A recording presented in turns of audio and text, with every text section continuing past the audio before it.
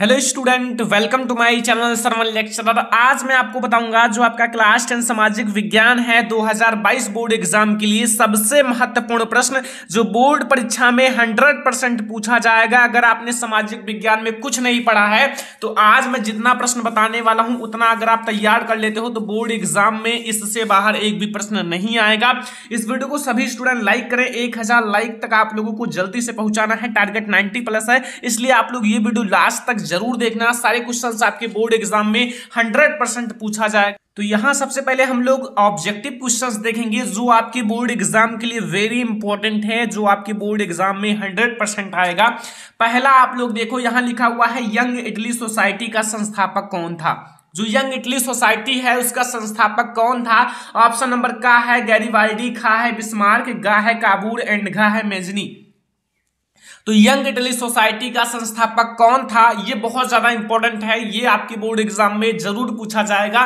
तो young Italy society का जो संस्थापक था वो था मेंजिनी। ठीक है, याद रखना ये आपके बोर्ड एग्जाम के लिए बहुत ज्यादा इंपॉर्टेंट है। अगर आप याद करके जाते हो तो यहां से आपके 100% बहुत सारे क्वेश्चंस बोर्ड परीक्षा में आएगा। ठीक है, दूसरा प्रश्न आप लोग देखो, यहां की फ्रांस की क्रांति हुई, जो फ्रांस की क्रांति है वो कब हुई? ठीक है, यहां हमारे पास ऑप्शन नंबर का है 1788 ईस्वी, खा है 1789 ईस्वी, गा है 1790 ईस्वी एंड घा है 1787 ईस्वी।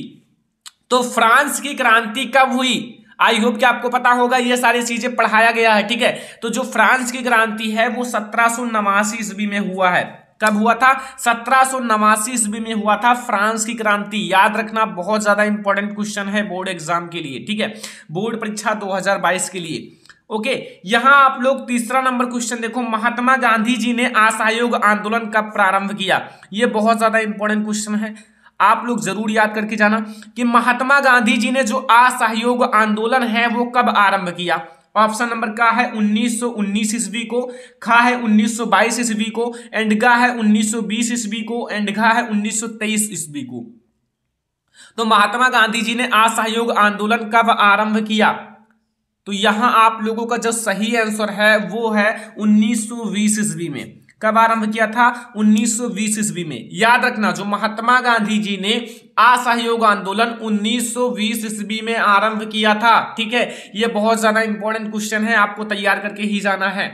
अगला क्वेश्चन, क्वेश्चन नंबर 4 है कि महामंडी, नाम तो सुना होगा, महामंडी का आरंभ किस वर्ष हुआ? ठीक है, आपको वर्ष बताना है। ठीक है, ये आपके लिए वेरी इंपॉर्टेंट क्वेश्चन है। आप लोगों को जो क्वेश्चन बताया जा रहा है ये बोर्ड एग्जाम के लिए बहुत ज्यादा इंपॉर्टेंट है। ऑप्शन नंबर का है 1919, खा है 1924, गा है 1929 एंड घा है 1934। तो आपको बताना है जो महामंडी का आरंभ किस वर्ष हुआ।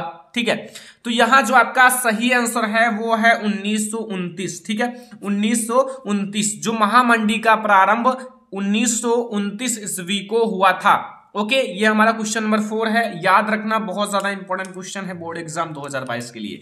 ओके, यहां देखो आपका क्वेश्चन नंबर 5 है कि आपका कपास की खेती के लिए कौन सी मृदा उपयुक्त है? देखो, आपको कपास की खेती करना है तो उसके लिए सबसे अच्छी मृदा कौन सी है? सबसे अच्छी कपास की खेती इनमें से किस मृदा में होगी? ऑप्शन नंबर का है काली मृदा, खा है लाल मृदा, गा है जलोढ़ मृदा एंड घा है लेटराइट मृदा। तो कपास की खेती के लिए कौन सी मृदा उपयुक्त है? उसके लिए आप लोगों को जो कपास की खेती है उसके लिए काली मृदा सबसे अच्छी मानी जाती है। ठीक है, तो आप लोग याद रखना, कपास की खेती के लिए काली मृदा उपयुक्त माना जाता है। ये हमारा है क्वेश्चन नंबर 5, और आई होप कि आपको क्वेश्चन नंबर 5 तक सारे क्वेश्चन समझ में आ गए होंगे। ये सारे क्वेश्चन आपको नोट करना है, रिविजन करना है बार बार, और इसको बोर्ड एग्जाम तक रिविजन करना होगा। ठीक है, अब हम लोग देखेंगे क्वेश्चन नंबर 6। यहां आप लोग देखो, क्वेश्चन नंबर 6 आप लोग ध्यान से देखना, बहुत ज्यादा इंपॉर्टेंट है। देखो, निम्नलिखित में से एक मिट्टी का प्रकार नहीं है। मैंने आपको मिट्टी का प्रकार पढ़ाया है। ठीक है, कई सारी मिट्टियां मैंने बताई है जो भारत में पाई जाती हैं। ठीक है, जैसे आपकी काली मृदा पाई जाती है, पीली मृदा, लेटराइट मृदा एंड आपकी जो जलोढ़ मृदा होती है, ठीक है, पीली मृदा, ठीक है, लाल मृदा, ये सारे आपके पाए जाते हैं। ये सीमेंट इसी में है, तो आपको यही तो बताना है कि निम्नलिखित में से एक मिट्टी का प्रकार नहीं है। तो आपका काली मृदा भी होती है, पीली मृदा भी होती है, लेटराइट मृदा भी होती है, लेकिन सीमेंट कोई मृदा नहीं है। ठीक है, ये आपका घर बनाने का एक स्रोत है, एक सामान है। ठीक है, तो यहां आपका निम्नलिखित में से एक मिट्टी का प्रकार नहीं है, तो वो आपका सीमेंट है जो एक मिट्टी का प्रकार नहीं है। ठीक है, क्वेश्चन नंबर 7 आप लोग देखो कि चिपको आंदोलन संबंधित है। देखो चिपको आंदोलन का नाम आपने सुना होगा और पढ़ा भी होगा क्लास 10 सामाजिक विज्ञान में। ये इंपॉर्टेंट क्वेश्चन है, आपसे कई बार पूछा भी जाता है। ठीक है, कि जो चिपको आंदोलन है वो संबंधित है। ठीक है, ऑप्शन नंबर का है मृदा संरक्षण, जो मृदा संरक्षण होता है। ठीक है, मृदाओं का जो संरक्षण होता है। खा है वन संरक्षण, गा है जल संरक्षण एंड घा है वायु संरक्षण। तो चिपको आंदोलन जो है वो किससे संबंधित है? चिपको आंदोलन जो है वो आप लोगों का वन संरक्षण से संबंधित है। देखो ये वन संरक्षण से कैसे संबंधित है? देखो चिपको आंदोलन जो है ना, पहले क्या होता था, पेड़ पौधों को काटा जाता था, तो फिर उनको रोकने के लिए, पेड़ पौधों को ना काटा जाए तो लोग उस पेड़ पौधे से चिपक जाते थे कि इसको ना काटा जाए, तो इसीलिए इसका नाम पड़ गया चिपको आंदोलन। ओके, क्वेश्चन नंबर 8 देखो, निम्नलिखित में से कौन सी रबी की फसल है? देखो एक होता है रबी की फसल और एक होता है खरीफ की फसल। ओके, रबी और खरीफ की फसल, ये नाम आप लोगों ने सुना होगा। ठीक है, फसल, और मैंने पढ़ाया भी है दोनों को। तो यहां आपके पास ऑप्शन नंबर का है धान, खा है आपका बाजरा, गा है आपका गेहूं एंड घा है आपका मक्का। तो यहां से आपको बताना है इन चारों में से कौन सी रबी की फसल है। किसकी फसल है? रबी की फसल। ठीक है, तो यहां जो आप लोगों का गेहूं है, गेहूं एक रबी की फसल है, याद रखना। गेहूं क्या है? एक रबी की फसल है, जो कि बहुत ज्यादा इंपॉर्टेंट है। चावल क्या है? चावल आपका खरीफ की फसल है, लेकिन गेहूं हमारा रबी की फसल है। ओके, याद रहेगा। Question number 8। क्वेश्चन नंबर 9 अगर आप लोग देखो तो यहां लिखा हुआ है झारखंड में स्थित कोडरमा। क्या है? कोडरमा निम्नलिखित में से किस खनिज का अग्रणी उत्पादक है? यहां आपको बताना है कि जो झारखंड में स्थित कोडरमा है, कोडरमा, ठीक है, नाम सुना होगा, बहुत ज्यादा इंपॉर्टेंट है। कोडरमा जो है निम्नलिखित में से किस खनिज का अग्रणी उत्पादक है? का ऑप्शन है बॉक्साइड, खा है आर्द्रक, गा है लौह अयस्क एंड घा है हमारा तांबा। तो यहां आपको बताना है जो झारखंड में स्थित कोडरमा है, निम्नलिखित में से किस खनिज का अग्रणी उत्पादक माना जाता है। ओके, तो यहां जो आप लोगों का आपका है, यहां जो आपका इन 4 ऑप्शन में से जो आपका सही है वो है आर्द्रक। आर्द्रक का अग्रणी उत्पादक माना जाता है, याद रखना, बहुत ज्यादा इंपॉर्टेंट क्वेश्चन है बोर्ड परीक्षा 2022 के लिए। ठीक है, अगला देखो यहां क्वेश्चन नंबर 10 है। ठीक है, लिखा हुआ है निम्नलिखित में से कौन सा परिवहन साधन भारत में प्रमुख साधन है? यहां आपको बताना है निम्नलिखित में से कौन सा परिवहन साधन जो है भारत में प्रमुख साधन है, भारत में उपयुक्त है, अच्छा साधन है। का हमारा है पाइपलाइन, खा है रेल परिवहन, गा है सड़क परिवहन एंड घा है वायु परिवहन। तो यहां आपको बताना है निम्नलिखित में से कौन सा परिवहन साधन भारत में प्रमुख साधन है। ठीक है, तो यहां आपके पास 4 ऑप्शंस हैं आपके सामने। तो यहां जो आप लोगों का भारत में सबसे अच्छा जो परिवहन माना जाता है, प्रमुख परिवहन, वो सड़क परिवहन माना जाता है, क्योंकि सड़कों के द्वारा हम सामानों को ले जाते हैं, खुद भी चलते हैं दिन भर। ठीक है, तो ये सड़क परिवहन आपका बिल्कुल सही हो जाएगा। ठीक है, सड़क परिवहन आपका एक प्रमुख साधन है भारत में। ओके, तो ये हमारा क्वेश्चन नंबर 10 है। अब हम लोग देखेंगे क्वेश्चन नंबर 11। क्वेश्चन नंबर 11 आप लोग देखो, लिखा हुआ है भारत में जो पंचायती राज संस्था है या फिर पंचायती राज्य की स्थापना हुई थी। जो भारत है, भारत में पंचायती राज्य की स्थापना हुई थी। ऑप्शन नंबर का है 1980 में, खा है 1990 में, गा है 1992 में एंड घा है 2004 ईस्वी में। तो यहां आपको यह बताना है कि जो भारत है, भारत में पंचायती राज्य की स्थापना हुई। आई होप कि आपको पता होगा, नहीं पता है कोई दिक्कत नहीं, अभी आपको पता चल जाएगा, लेकिन याद होना आपको चाहिए ये सारे क्वेश्चंस। 1992 में हुआ था। कब हुआ था? 1992 में, याद रखना, बहुत ज्यादा इंपॉर्टेंट क्वेश्चन है बोर्ड एग्जाम 2022 के लिए। ओके, तो याद करके जाना। अगला देखो क्वेश्चन नंबर 12 है कि निम्नलिखित में से किसमें महिलाओं के लिए आरक्षण सुनिश्चित है? देखो आपको पता है कि महिलाओं के लिए आरक्षण होता है, आरक्षण की व्यवस्था होती है। ठीक है, तो आपको यह बताना है कि इन 4 ऑप्शन में से आपके पास का ऑप्शन है विधानसभा या फिर विधानसभाओं में, खा है लोकसभा में, गा है राज्यसभा में एंड घा है पंचायती राज संस्थाओं में। तो यहां आपको यह बताना है कि निम्नलिखित में से किसमें महिलाओं के आरक्षण सुनिश्चित हैं। ठीक है, अगर आपको पता है तो बहुत अच्छी बात है, नहीं पता तो ये याद रखना कि महिलाओं के लिए आरक्षण जो है वो पंचायती राज संस्थाओं में सुनिश्चित है। किसमें सुनिश्चित है? पंचायती राज्य संस्थाओं में, ठीक है, जहां पंचायत होता है, जहां आपके वोटिंग होते हैं, ठीक है। तो ये हमारा है क्वेश्चन नंबर 12 और ये सारे क्वेश्चन याद करके जाना बोर्ड एग्जाम में, ठीक है। क्वेश्चन नंबर 13 देखो, लिखा हुआ है मानवाधिकार दिवस। आपको पता होगा कि मानव अधिकार दिवस कब मनाया जाता है? मानव अधिकार दिवस कब मनाया जाता है? ऑप्शन नंबर का है 10 दिसंबर, खा है 5 सितंबर, गा है 5 सितंबर एंड घा हमारा है 15 अगस्त, ठीक है। तो इसको आप बदल दो, कोई दिक्कत नहीं, एक ऑप्शन को चेंज कर दो। तो ये दोनों सेम ऑप्शन हो गए, तो ये मैंने 26 जनवरी कर दिया, ठीक है। लेकिन आप आंसर याद रखना कि जो मानव अधिकार दिवस वो 10 दिसंबर को मनाया जाता है। कब मनाया जाता है? 10 दिसंबर को। ये याद रखना आपका मेन है, जो कि मानव अधिकार दिवस आपका 10 दिसंबर को मनाया जाता है, ठीक है। ये आपको याद रखना है।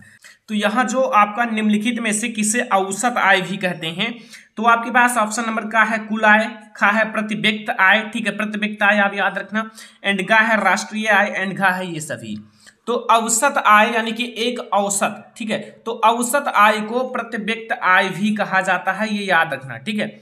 औसत आय को प्रति व्यक्ति आय भी कहा जाता है, ये प्रति व्यक्ति आय भी कहते हैं, ओके। तो ये हमारा है क्वेश्चन नंबर 14, ठीक है। आई होप कि आपको याद रहेगा ये सारे क्वेश्चंस। अब हमारा क्वेश्चन नंबर 15 जो कि है निम्नलिखित में से उत्पादन का साधन है। आपको ये बताना है कि निम्नलिखित में से जो उत्पादन है उसका साधन है, ठीक है। यहाँ आपके पास का ऑप्शन है पूंजी, खा है लाभ, गा है सेवाएं एंड घा है कर, ठीक है। तो यहाँ आपको ये बताना है कि निम्नलिखित में से जो उत्पादन का साधन है, तो यहाँ आपका जो उत्पादन का साधन है वो है पूंजी। क्या है? पूंजी, ठीक है। पूंजी से उत्पादन किया जा सकता है, अगर आपके पास पूंजी है तभी उत्पादन होगा, ठीक है। तो ये हमारा है क्वेश्चन नंबर 15। तो ये 15 ऑब्जेक्टिव क्वेश्चंस आप याद करके जाना बोर्ड एग्जाम में पेपर देने से पहले, ठीक है। ये बहुत ज़्यादा इंपॉर्टेंट ऑब्जेक्टिव क्वेश्चन है बोर्ड एग्जाम के लिए। तो ये हमारा ऑब्जेक्टिव क्वेश्चन है जो कि बहुत ज़्यादा इंपॉर्टेंट है, आपको याद कर लेना है, ठीक है। तो यहाँ आप लोगों का ये हो चुका है। अब हम लोग देखेंगे जो हमारा बहुत ज़्यादा इंपॉर्टेंट क्वेश्चन है। क्वेश्चन नंबर आपका 16 देखो, ये आपके लिए बहुत ज़्यादा VIMP क्वेश्चन है बोर्ड एग्जाम के लिए। लिखा हुआ है कि जो मारियन है और जर्मेनिया कौन थे? जो मारियन और जर्मेनिया कौन थे, जिस तरह उन्हें चित्रित किया गया है उनका महत्व क्या था, ठीक है, या फिर उनका क्या महत्व था। तो सबसे पहले आपको ये बताना है जो मारियन है और जर्मेनिया को अलग अलग आपको समझाना है, ठीक है। तो सबसे पहले ये समझो कि फ्रांसीसी क्रांति के समय जो है कलाकारों ने स्वतंत्रता, न्याय और गणतंत्र जैसे विचारों को व्यक्त करने के लिए नारी प्रतीकों का सहारा लिया, ठीक है। इनमें जो मारियन और जर्मेनिया अत्यधिक प्रसिद्ध है। इसमें जो ये दोनों हैं मारियन और जर्मेनिया, ये बहुत ज्यादा प्रसिद्ध है, ठीक है। अब हम एक एक को देखने वाले हैं। पहला देखो जो हमारा मारियन है, मारियन में देखो आप लोग सबसे पहले ये समझो कि जो मारियन है वो आप लोगों का यह लोकप्रिय ईसाई नाम है। कौन सा नाम है? यह एक लोकप्रिय ईसाई नाम है, ईसाई नाम, ठीक है। और अतः जो फ्रांस ने अपने स्वतंत्रता ने नारी प्रतीक को यही नाम दिया। जो फ्रांस ने अपने स्वतंत्रता, ठीक है, स्वतंत्रता को या फिर स्वतंत्रता ने नारी प्रतीक को यही नाम दिया। और यह जो है यह छवि, ठीक है, यह छवि जनराष्ट्र के विचार का प्रतीक थी। जो ये छवि है मारियन, ये जनराष्ट्र यानी कि जनता के लोगों की विचार की प्रतीक थी।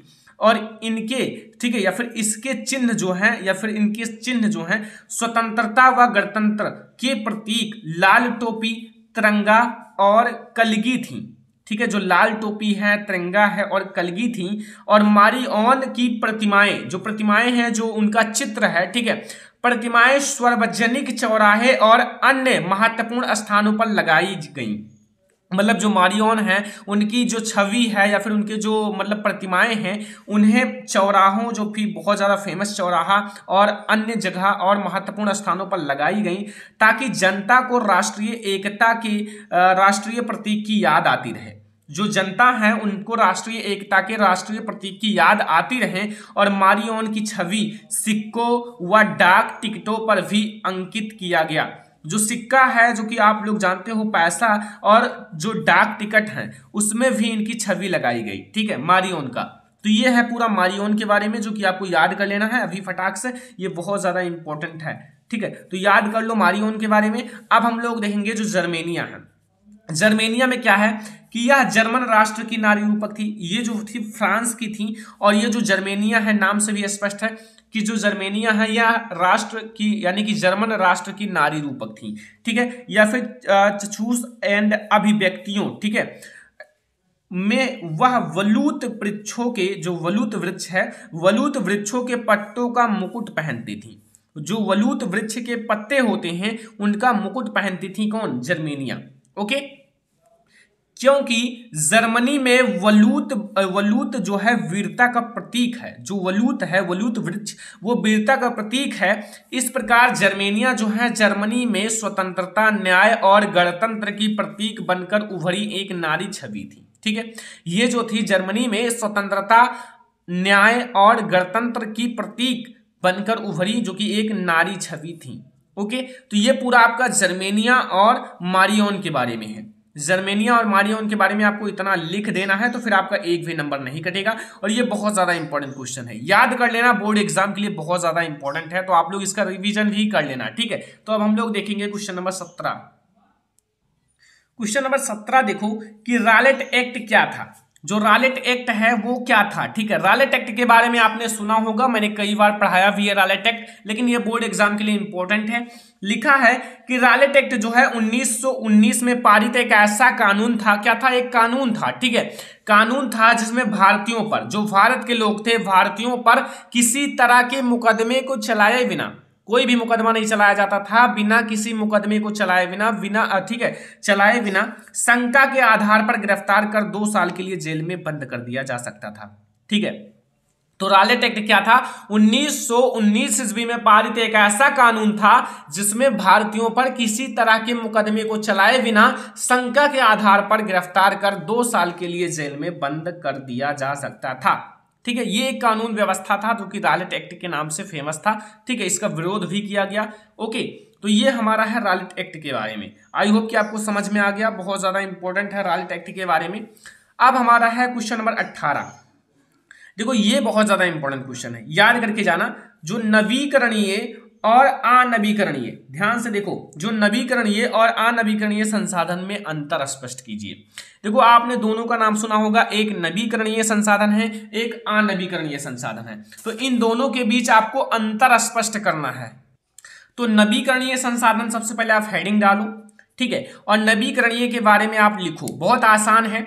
सबसे पहले वे संसाधन जिन्हें भौतिक, रासायनिक या यांत्रिक प्रक्रियाओं द्वारा नवीकृत या पुनः उत्पन्न किया जा सकता है।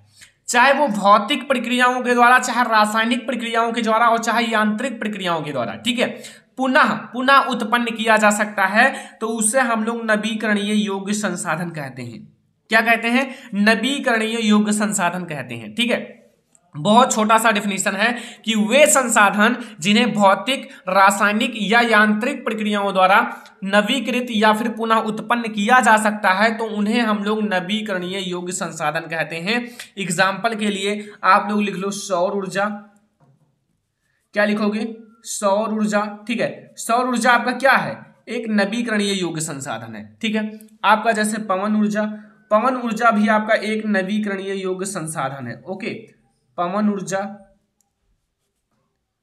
जल भी आपका नवीकरणीय योग्य संसाधन है, ठीक है। तो ये सारे जो हैं आपके नवीकरणीय योग्य संसाधन है, ठीक है। एंड आप लोग वन लिख लो, ठीक है। वन्य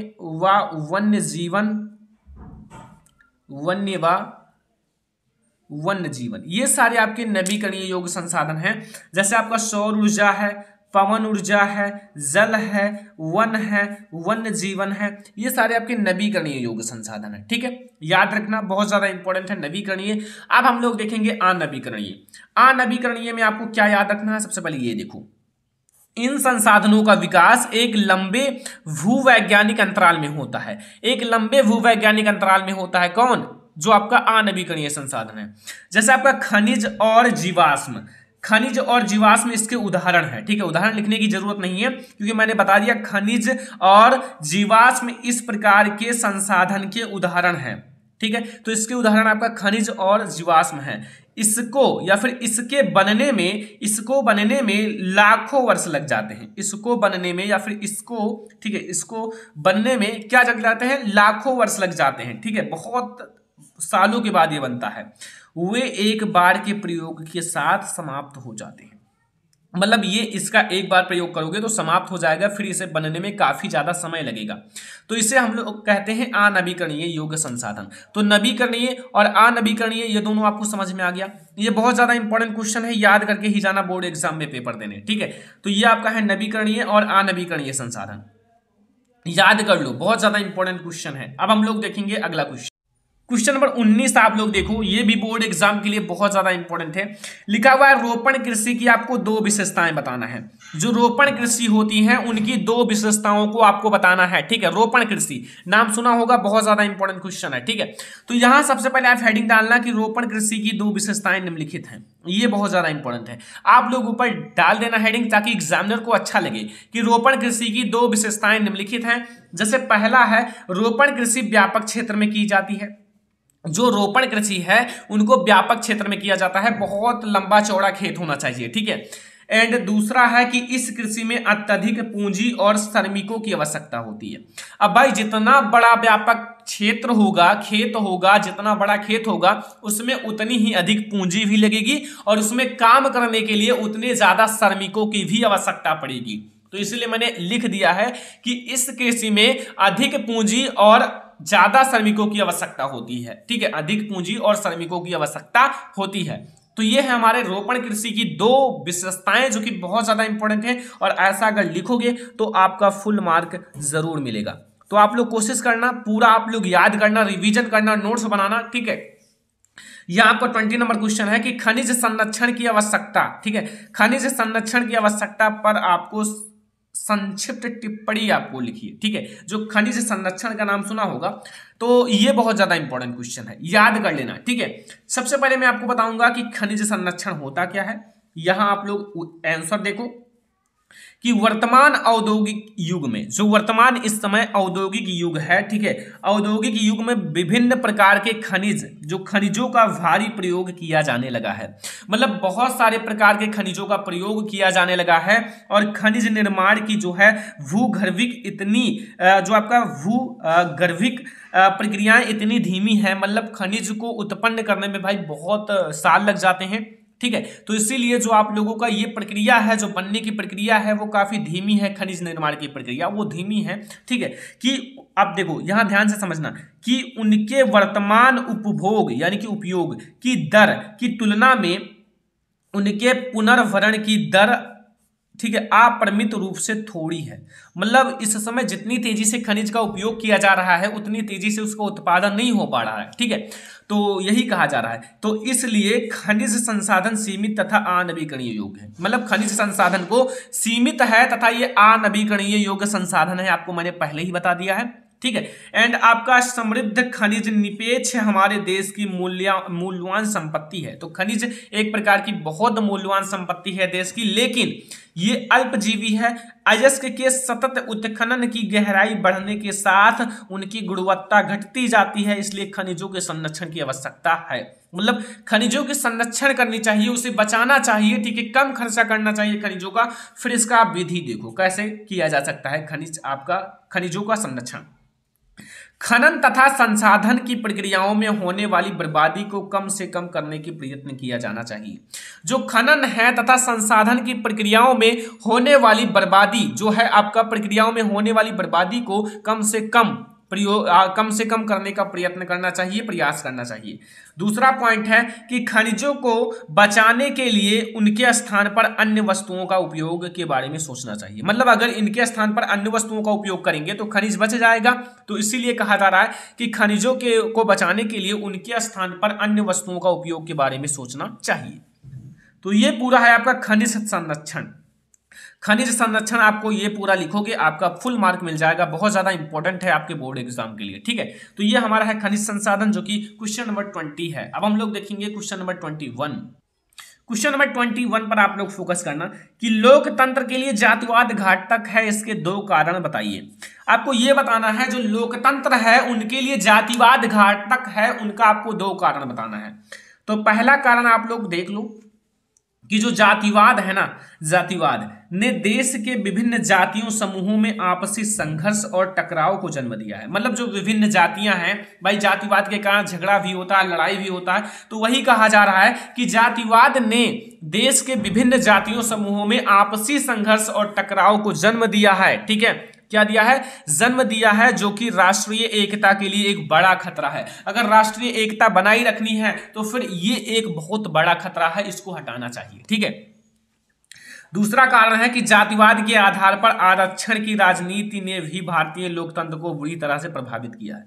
जैसे जातिवाद से आरक्षण की नीति पर भी प्रभाव पड़ा है। ठीक है, तो जातिवाद के आधार पर आरक्षण की व्यवस्था है। ठीक है, तो वही आरक्षण की राजनीति ने भी भारतीय लोकतंत्र को बुरी तरह से प्रभावित किया है। ठीक है, तो ये आपको ये 2 मैंने घातक आपको कारण बताए, 2 कारण बताया जो कि आपका लोकतंत्र से जो जातिवाद, आपका जातिवाद घातक है जो लोकतंत्र के लिए, ये दोनों कारण है जो जातिवाद घातक है लोकतंत्र के लिए। ठीक है, तो ये दोनों आप याद कर लो, बहुत ज्यादा इंपॉर्टेंट क्वेश्चन है। ओके, फिर यहां हमारा है एक क्वेश्चन 22 कि मौसमी बेरोजगारी क्या है। मौसमी बेरोजगारी आपको बताना है। ठीक है, मौसमी बेरोजगारी, तो ये तो बहुत आसान है, सभी को पता होगा कि मौसमी बेरोजगारी वह स्थिति है जिसमें लोगों को पूरे साल काम नहीं मिलता। पूरे साल काम नहीं मिलता, साल के कुछ ही महीनों में ये लोग रोजगार रहते हैं। ठीक है, बेरोजगार रहते हैं, साल के कुछ आपके महीनों में ये लोग बेरोजगार रहते हैं। मौसमी बेरोजगारी यानी कि मौसम के अकॉर्डिंग उनको रोजगार मिलता है। ठीक है, जिस मौसम में उनका होगा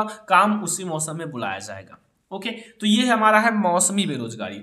अगर जितना क्वेश्चन इसमें बताया गया है, ये 22 क्वेश्चन आप कंप्लीट करके जाते हो, बहुत ज़्यादा इंपॉर्टेंट है, तो फिर आप बोर्ड एग्जाम में बहुत अच्छे मार्क अचीव करोगे। जितना ऑब्जेक्टिव क्वेश्चन बताया गया है उतना ऑब्जेक्टिव क्वेश्चन लर्न कर लेना। जितना मैंने और ज़्यादा इंपॉर्टेंट क्वेश्चन जो ये सारे आप लोगों के साथ शेयर किया है उसको भी आप लोग याद करके जाना। ये सारे बहुत ज़्यादा इंपॉर्टेंट क्वेश्चन है। ओके, तो आई होप कि आपको याद हो जाएगा। अगर आपको ये वीडियो पसंद आया हो, आप लोग लाइक करना, ज़्यादा से ज़्यादा शेयर कर देना अपने फ्रेंड्स के साथ। अगर आप चैनल पर नए हो तो सब्सक्राइब जरूर कर लेना और इस वीडियो को अपने फ्रेंड्स के साथ शेयर जरूर करना। ठीक है, ताकि वो भी सामाजिक विज्ञान की अच्छे से अच्छे तैयारी कर सकें। ठीक है, तो चलो फिर मिलते हैं नेक्स्ट इंपॉर्टेंट वीडियो में, तब तक के लिए धन्यवाद।